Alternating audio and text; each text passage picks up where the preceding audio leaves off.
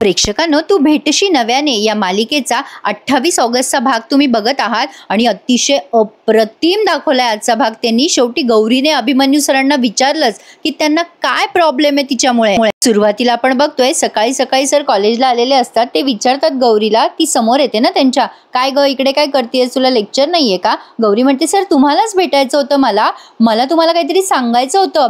Actually sir काल ना माझ्या घरी काल ते कालेरकर कॉलेज आहे ना तिथले प्रोफेसर आले होते, त्यांच्या व्हाईस प्रिन्सिपलने पाठवलं होतं म्हणे त्यांना।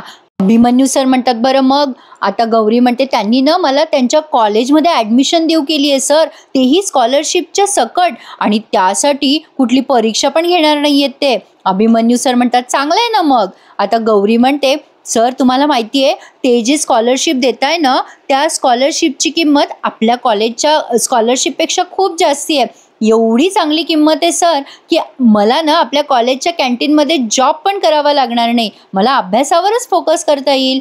अभिमन्यू सर म्हणतात चांगलं आहे ना, पण दुर्दैवाने आपल्या कॉलेजमध्ये अशी योजना नाही आहे। मला तर असं वाटतं की तू घ्यावीस त्या कॉलेजमध्ये ॲडमिशन, नाही म्हणजे मला विचारशील तर तू तुझ्या भविष्याचा विचार करायला हवास, काय ठरवलंयस तू? गौरी म्हणते हो ना सर, मी माझ्याच भविष्याचा विचार केलाय, म्हणूनच तर हे लेटर घेऊन आले ना मी। सर मी माझ्या भविष्याचा पूर्ण विचार केलाय आणि थँक्यू सो मच सर, तुम्ही माझं नाव रिकमेंड केलात। आणि आता अभिमन्यू सर म्हणतात thank you so much, it's my pleasure. मग आता गौरी म्हणते हो प्लेजर। बघितलं ना प्रेक्षकांनो, गौरीने बोलता बोलता अभिमन्यू सरांना कसं पटकन पकडलंय।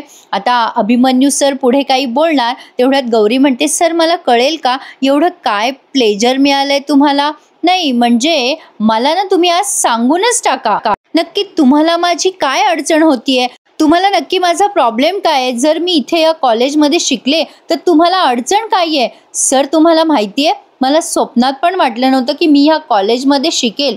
मला ज्या वेळेला या कॅन्टीनमध्ये नोकरी मिळाली ना तेव्हा याच गोष्टीचा आनंद होता की ठीक आहे ना, कुठल्या ना कुठल्या मार्गाने माझं नाव या कॉलेजशी जोडल्या तरी जात आहे। मग मला स्कॉलरशिप बद्दल कळालं, मी कष्टही केले आणि ती स्कॉलरशिप मिळवली सुद्धा।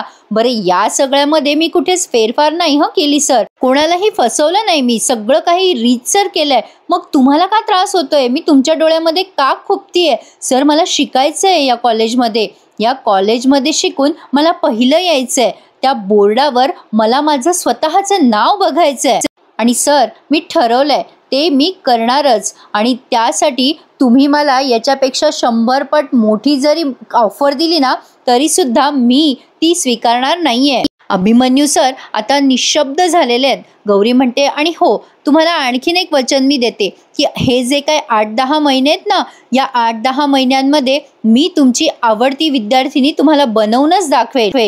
त्यासाठी तुम्ही माझ्यासमोर कितीही संकट उभी करा, त्यासाठी मी सगळ्या संकटांना पुरून उरणार आहे सर। अभिमन्यू सर बघतच राहतात आता गौरीकडे।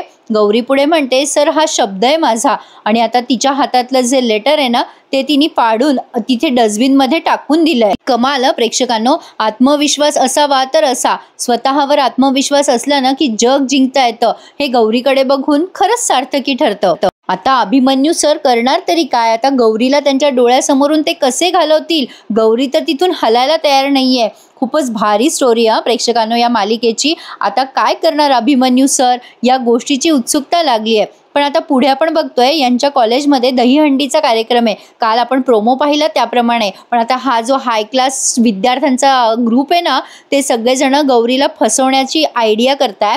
आता ते डॉली आणि ते कार्यक्रमाची तयारी करत असतात। गौरी तिथे पोहोचते आणि मग तो मुलगा म्हणतो अगं गौरी, अगं तू सेलिब्रिटी आहेस आजच्या दहीहंडीची। गौरी म्हणते काय सांगताय? आता हा मुलगा म्हणतोय की अगं ॲक्च्युली ना आपल्या कॉलेजची पद्धत आहे, न्यू कमर्स असतात ना तेच दहीहंडी फोडतात आणि खूप स्पेशल प्रोग्राम करतो आपण। मग आता गौरी म्हणते कॉलेजमधले सर वगैरे रागवत नाही का, म्हणजे आपण असे थर वगैरे चढवले तर?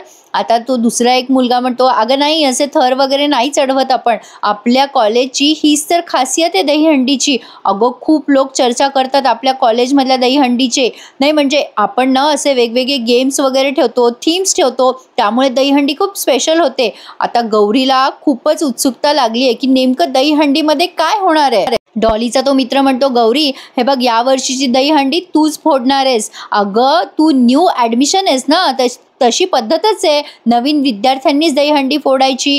गौरीला आता फार भारी वाटतंय बाबा. पण आता कॉलेजमध्ये जिथे तिथे चर्चा सुरू आहे ती दहीहंडीची. काही विद्यार्थी म्हणतात अरे दहीहंडी आहे आज, आणि ती मुलगी फोडणारे वाटतं दहीहंडी, ती कॅन्टीनवाली. अभिमन्यू सर आता ती चर्चा हळूहळू ऐकतात, म्हणजे काही शब्द त्यांच्या कानावर पडलेत आणि विद्यार्थी त्यांना बघून लगेच निघून जातात. अभिमन्यू सर मनाशीच बोलतात, काय पोरं चर्चा करतात दहीहंडीची, त्यात काय चर्चा करायची आहे. असो, पण आता अभिमन्यू सरांना काय माहीत दहीहंडीच्या ऐवजी त्यांचं डोकं फुटणार आहे ते. असो, पण हा शेखर खूपच भयंकर माणूस दाखवलाय हा प्रेक्षकांनो. यानं काही त्या मॅडमचा पिच्छा सोडलेलं नाहीये. त्याने ना मॅडमसाठी जेवण घेऊन गेलाय आणि आता मॅडमला म्हणतोय, मॅडम सही करायची आणि मग जेवायचं. त्या जेवत असतात, म्हणजे त्यांना ॲक्च्युली खूप भूक लागलेली असते, पण शेखर त्यांच्या समोरचं ताट हिसकावतो आणि म्हणतो आधी सही करायची, सही. आता हे वाक्य तो खूप वेळेला बोलतो मॅडमला. ॲक्च्युली त्या मॅडमच्या म्हणजे डोक्यावर थोडासा परिणाम आहे, म्हणजे कुठल्या तरी अपघातामुळे त्यांची अशी परिस्थिती झालेली दिसतीये. आता त्यांना काही समजेना की हा काय बोलतोय. त्यांना एवढंच कळत असतं की आपल्याला भूक लागली आहे आणि हा समोरचा माणूस आपल्याला जेव देत नाहीये.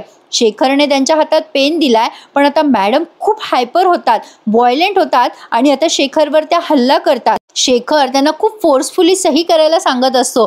आता मात्र मॅडम चिडून त्याच्यावरती त्या पेनाने हल्ला करतात. शेखर त्यांचा हल्ला पडतावून लावत त्यांना असा ढकलून देतो आणि त्या पडतात बिचाऱ्या. बरं किती बदमाश आहे हा. त्याने ते जेवणाचं ताट सुद्धा नेलंय. आता मॅडम जेवायचं म्हणून असे हातवारे करत असतात, पण कोणाचंच लक्ष गेलं नाहीये मॅडमकडे. पण आता बघा पुढे काय झालं त्या बाबतीत. इकडे अण्णा विचारत असतो गौरी कुठे. आता डोसा म्हणत असतो, गौरीशी काय काम आहे अण्णा, काय करायचंय मला सांगा. पण अण्णा म्हणतात, तुला काहीच येत नाही. गौरीच्या हाताला कशी स्पेशल चव आहे. आता बिचाऱ्या दोषाला वाटत असतं गौरीचं काहीतरी काम आपण हलकं करावं. डोसा खूप गोड आहे हा प्रेक्षकांनो, पण अण्णानं जरा दुर्लक्षच करतात दोषाकडे. असो, आता इकडे गौरी पळत पळत येते आणि म्हणते, अहो अण्णा सॉरी, मला ना जरा उशीर झाला, लेक्चर जरा जास्ती लांबला, मला सांगा काय करायचंय. आणि तुम्ही टेन्शन नका घेऊ, मी सगळी कामं पटापट करेन. आणि डोसा आहे ना माझ्या मदतीला. डोशाच्या हाताला खूप चव आहे बरं का अण्णा, आम्ही पटापट कामं करू दोघं जण. डोसा जेवण फार छान बनवतो. आता अण्णाने कसली तरी ऑर्डर सांगितली आहे गौरीला पूर्ण करायची आणि गौरी त्यावर म्हणते, तुम्ही टेन्शनच घेऊ नका, आम्ही दोघं मिळून पटापट सगळे कामं करूयात. डोसा असल्यामुळे माझी अर्धी कामं हलकी होतात. असो, आता अण्णा म्हणतात करा पटापटा करा, असं म्हणून आता अण्णा निघून गेलेत. डोसा आता गौरीला म्हणतो, हे गौरी अगं सगळ्या कॉलेजमध्ये चर्चा आहे, तू दहीहंडी फोडणार आहेस, खरंय का ते. गौरी म्हणते, हो अरे आत्ता ऐकलं मी, ते डॉली वगैरे सगळे सांगत होते. आता तेवढ्यात अनुने ते ऐकलंय आणि अनु म्हणते, अगं गौरी खरंच तू दहीहंडी फोडणार आहेस आज, भारी आहे बुवा. आता ही गौरी सांगते की अगं हो, मला आत्ता मगाशी डॉलीने सांगितलं.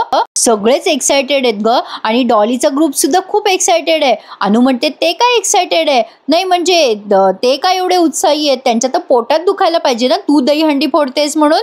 आता गौरी म्हणते, नाही असं का होईल, आधी असेल त्यांना प्रॉब्लेम माझ्यामुळे, पण ते ओके आहेत, ते नॉर्मल झालेत आता. आणि कदाचित त्यांना असं वाटत असेल की मी पण त्यांच्या वर्गाचा भाग आहे म्हणून आता त्यांनी मला स्वीकारलं असेल. पण आता अनु तिला म्हणत असते, नाही गौरी, ती डॉली ती कधीही सरळ होऊ शकत नाही, कुत्र्याचं शेपूट येते, वाकडं ते वाकडंच राहणार आणि तिच्यावर विश्वास ठेवू नकोस. अण्णा येऊन यांना डिस्टर्ब करत म्हणतो, अरे काय गप्पा मारत बसले, लवकर आवरा, 25 चहाची ऑर्डर आहे दहीहंडीच्या कार्यक्रमात. आता गौरी म्हणते, बरोबर अण्णा, आम्ही लगेच कामाला लागतो. आणि आता अनु आणि तिचे सगळे फ्रेंड्स चर्चा करताय, काही झालं तरी गौरीकडे आणि डॉलीकडे लक्ष देऊ आपण, डॉली नक्की काहीतरी आगाऊपणा करणार असं दिसतंय. असो, तर आता इकडे या डॉलीने सगळी मस्त तयारी करून ठेवलेली आहे आणि ती आता तिच्या त्या मित्राला सांगत असते, हे बघ आपल्याला काही झालं तरी गौरीला या सगळ्यामध्ये फसवायचं आहे चांगलंच. हा जो नोटीस बोर्ड आहे ना तो तिच्या हाताने फुटला पाहिजे, म्हणजे कमीत कमी 5,000 रुपये तिला भरायचा दंड मिळेलच. आणि कॉलेजच्या प्रॉपर्टीचं नुकसान होईल ना, बसू दे मग बोंबलत, तिला 5,000 रुपये भरावे लागतील तेव्हा कळेल तिला. आता या दोघांची चर्चा सुरूच असते, तेवढ्यात तिथे डोसा येतो आणि डॉली घाबरते. तिला असं वाटतं की दोषाने यांचं बोलणं ऐकलं की काय. डॉली जोरात ओरडते दोषावर आणि म्हणते, काय रे तुझं, डोसा म्हणतो तुम्ही चहाची ऑर्डर दिली होती ना, नसेल लागत तर जातो. आता तो डॉलीचा मित्र म्हणतो आण इकडे आण, मीच दिली होती ऑर्डर आणि बिल माझ्या नावावर टाक. आता डोशाला डाऊट आलाय या दोघांचा आणि आता डोशाने तिथे चहा दिलाय आणि आता तो कॅन्टीनकडे यायला निघालाय. इकडे अण्णा गौरीला सांगत असतो, गौरी अगं आज तू गाणं बिणं म्हणणार आहेस की नाही, कान्हाचं, भगवान कृष्णाचं, गोविंदाचं, तू दहीहंडी फोडणार आहेस ना आज. आता गौरी म्हणते हो अण्णा मी दहीहंडी फोडणार आहे. गौरीला विचारीला त्याचाच उत्साह खूप आहे. आता अण्णा म्हणतो आज इथलं सगळं काम पूर्ण कर आणि मग जा दहीहंडी फोडायला. मग गौरी म्हणते अण्णा काका टेन्शन घेऊ नका, आता मस्त सगळं करते मी काम आणि मग जाते बाहेर. अण्णा सांगतो की दहीहंडी मस्त फोडणे का, कॅन्टीनचं नाव मोठं करणे का. गौरी म्हणते अण्णा मला टेन्शन आलंय आधीच, कशी फोडायची दहीहंडी. आता अण्णा म्हणतो अगं टेन्शन काय घेतेस, अगं खूप सोपं असतं. आता डोसा म्हणतो अगं गौरी बाहेर हंडीची चर्चा छान चालली आहे, पण ते लोक तुझ्याबद्दलच बोलत होते ग. गौरी म्हणते काय सांगतेस डोशा, अरे आम्ही 3 जण न्यू कमर्स आहोत ना आणि ते मगाशी म्हणत होते सगळेजण की मी जर दहीहंडी फोडली ना तर पुढच्या वर्षीपासून दरवेळेला TYचा स्टुडंटच दहीहंडी फोडणार. अण्णा म्हणतो दहीहंडीला टन करून फोडा. डॉली आणि तिचे मित्र मागून ओरडत असतात काय पांचट चहा आणलाय आणि आता अण्णा वैतागून तिथून निघून जातो, म्हणजे डोशावर वैतागतो तो. आता गौरी डोशाला म्हणते अरे डोशा सांग ना दहीहंडी बद्दल काहीतरी. डोसा गौरीला काही सांगणार तेवढ्यात अण्णा त्याला आवाज देतो बाहेर आणि डोसा काही न बोलता निघून जातो. गौरी विचार करते मला कोणी काही सांगतच नाही बाई. आता असो, आता मेन दहीहंडीचा प्रोग्राम सुरू झालाय प्रेक्षकांनो. डॉली अनाऊन्स करत असते की या वर्षीचा दहीहंडीचा कार्यक्रम खूप जबरदस्त असणार आहे आणि या वर्षी आम्ही न्यू कॉमर्ससाठी स्पेशल सरप्राईज आणलेलं आहे. चला तुम्ही रेडी आहात ना सगळेजण. तर आता मी एक्झॅक्टली सांगते तुम्हाला काय करायचं आहे. ही लटकलेली हंडी दिसते ना तुम्हाला, तर आता या हंडीला घुंगरू लावलेले आहेत आणि या दोरीच्या साह्याने आम्ही ते घुंगरू वाजवणार. या दोरीच्या साह्याने म्हणजे या आवाजाच्या साह्याने ते फॉलो करत आवाज तुम्हाला त्या दहीहंडीला फोडायचं आहे. आता तो पुष्करला म्हणते ती पुष्कर आवाज ऐकव बरं. आता तो दोरी खेचतो, तो पुष्कर आणि आवाज करतात त्या घुंगराचा. आता प्रत्येकाला कळलंय काय काय करायचंय. तर असे पहिले 2 विद्यार्थी होऊन गेले, त्यांना काही दहीहंडी फोडता आली नाही. पुष्कर अशी दोरी ओढतोय पण त्यांना जमलंच नाही आणि आता आपल्या गौराबाईचा नंबर आहे. आणि इथे ना प्रेक्षकांनो आपली उत्सुकता त्यांनी प्रचंड वाढवली आहे. गौरी आता दहीहंडी फोडायचा खूप प्रयत्न करते, अगदी मागे बॅकग्राऊंड म्युझिक वगैरे लावलंय त्यांनी मस्त गोविंदा गोपाळा, मजा आली आहे बघायला. आता या पुष्करने खूप वेळेला दहीहंडीचे घुंगरू वाजवलेत. गौरी त्या आवाजाच्या दिशेने जातच असते, पण आता इकडे अभिमन्यू सर स्टाफ रूम मध्ये बसलेले असताना त्यांना आभाचा फोन येतो. आभा खूप टेन्शनमध्ये असते. ती म्हणते अरे ब्रो तू पटकन घरी ये ना. आता हे सर म्हणतात की अगं काय झालंय आभा, मी कॉलेजमध्ये काही महत्वाचं काम आहे. अगं काय झालंय आभा. आभा म्हणते अरे मामा तू लवकर घरी ये, अरे त्या पद्मिनी मॅडम रेस्टलेस झाल्यात. अभिमन्यू सर म्हणतात काय मॅडम रेस्टलेस झाल्या का, कशाने, त्या जेवल्या नाही का, औषध दिलं का. आता आभा म्हणते तू प्रश्न कसले विचारतोयस बसा बसा, तू लवकर ये ना. अर्पिता आहे का घरी, अभिमन्यू सर विचारतात. आता ही आभा अर्पिताकडे बघत असते. मॅडम खूप व्हायलेंट झालेले असतात. आभा म्हणते हे बघ आम्ही आहोत इथे पण तू लवकर पोहोच बाबा मामा. आता अभिमन्यू सर तिला म्हणतात बरं ठीक आहे मी येऊ लागलोय. आता प्रेक्षकांनो आजचा रिव्ह्यू तुम्हाला जरा लहान झाल्यासारखा वाटेल, पण आता अभिमन्यू सर निघालेत तिकडे जाण्यासाठी आणि जवळजवळ अभिमन्यू सर स्टाफ रूम पासून येत आहेत ते त्या दहीहंडीपर्यंत त्यांनी खूप वेळ दाखवला आहे सरांच्या येण्याचा आणि गौरीच्या या दहीहंडी फोडण्याच्या प्रयत्नांचा. तर आता गौरी दहीहंडी फोडायचा प्रयत्न करतच असते. तेवढ्यात आता हा पुष्कर मुद्दाम ते घुंगरू जोरात वाजवतो आणि ते घुंगरू त्याने त्याच्या शर्टाला लावलेले आहेत एक जोडी आणि ती शर्टाजवळची जोडी त्याने वाजवली आहे. त्यामुळे गौरीने त्या घुंगराचा कानोसा म्हणजे त्या घुंगराच्या आवाजाचा कानोसा घेतलाय आणि त्या दिशेने जोरात तिचा दांडा भिरकवलाय आणि हे काय धाडकन दहीहंडी फुटायची तर अभिमन्यू सरांचं डोकं फुटलंय. बापरे जोरात लागलं बरं का त्यांना आणि अक्षरशः रक्त पण निघालंय. आता या गौरीने काठी हाणली आणि पुन्हा म्हणते फुटली का दहीहंडी आणि आता सगळ्यांचे एक्सप्रेशन्स काहीसे असे दिसणार आहेत आपल्याला. अरे बाप रे अभिमन्यू सरांचं डोकं चांगलंच फुटलंय, रक्त वाहत आहे. आता मात्र गौरीच्या अंगातली अर्धी पॉवर कमी झाली आहे असं तिच्या चेहऱ्यावरनं तरी दिसतंय प्रेक्षकांनो. अरे देवा बिचारी गौरी करायला गेली एक आणि झालं 3रं.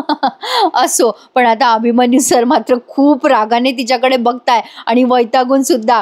आता प्रेक्षकांनो पुढे काय होणार याची उत्सुकता मला तर खूपच लागली आहे. तुम्हाला लागली आहे का मला नक्की कमेंट करून कळवा. आणि आजचा भाग खूपच भारी होता.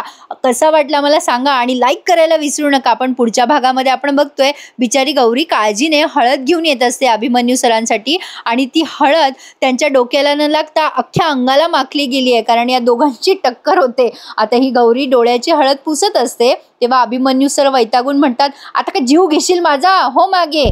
मला शांतपणे जगू देणारेस की नाही तू? हो मागे, सोड माझा पिच्छा. बिचारी गौरी आता रडायला आली आहे. प्रेक्षकांनो काय वाटतं तुम्हाला? गौरी अभिमन्यू सरांच्या भूतकाळाच्या आठवणी पुसू शकेल काय आणि स्वतःचं स्थान त्यांच्या मनात निर्माण करू शकेल काय? हे बघायला खूप मजा येणार आहे. मालिकेची कथा खूपच इंटरेस्टिंग आहे. कशी वाटली आजची कथा तुम्हाला? मला नक्की कमेंट करून कळवा. तुमच्या कमेंट्सची मी वाट बघत असते. आणि प्लीज प्रेक्षकांनो चॅनल सबस्क्राईब करायला विसरू नका. धन्यवाद.